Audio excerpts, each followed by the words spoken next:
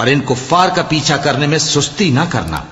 اگر تم بے آرام ہوتے ہو تو جس طرح تم بے آرام ہوتے ہو اسی طرح وہ بھی بے آرام ہوتی ہیں،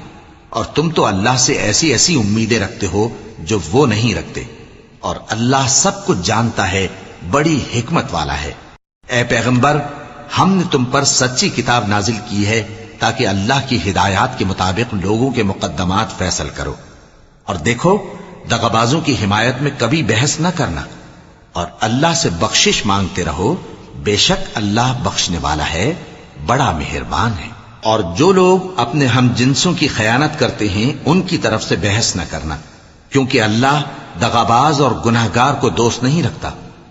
یہ لوگوں سے تو چھپتے ہیں اور اللہ سے نہیں چھپتے،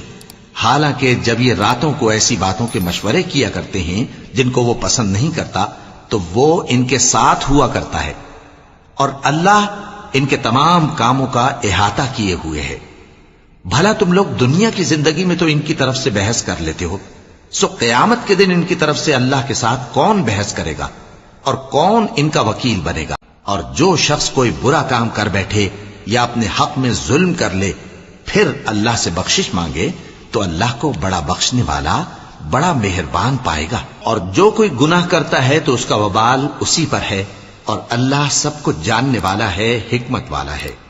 اور جو شخص کوئی قصور یا گناہ تو خود کرے لیکن اس کا الزام کسی بے گناہ پر ڈال دے تو اس نے بہتان اور کھلے گناہ کا بوجھ اپنے سر پر رکھا۔ اور اے نبی، اگر تم پر اللہ کا فضل اور اس کی مہربانی نہ ہوتی تو ان میں سے ایک جماعت تم کو بہکانے کا قصد کر ہی چکی تھی، اور یہ اپنے سوا کسی کو بہکا نہیں سکتے اور نہ تمہارا کچھ بگاڑ سکتے ہیں۔ اور اللہ نے تم پر کتاب اور حکمت نازل فرمائی ہے اور تمہیں وہ باتیں سکھائی ہیں جو تم نہیں جانتے تھے، اور تم پر تو اللہ کا بڑا فضل رہا ہے۔ ان لوگوں کی بہت سی سرگوشیاں اچھی نہیں،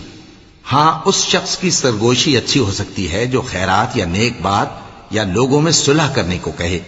اور جو ایسے کام اللہ کی خوشنودی حاصل کرنے کے لیے کرے گا تو ہم اس کو بڑا ثواب دیں گے۔